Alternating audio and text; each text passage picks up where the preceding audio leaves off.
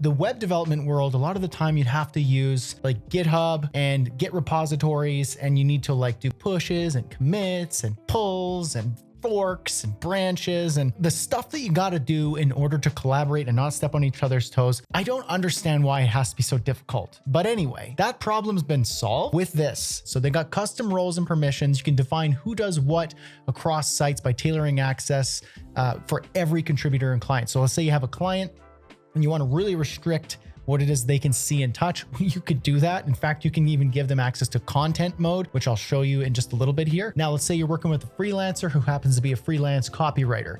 Well, you can give them access only to the content, to the CMS, to the content, to certain pages, to certain segments of pages. It's perfect. If you want to do some side-by-side creation, this is really cool. So you can go live faster by designing, coding, and editing pages in tandem on sections, elements at the same time.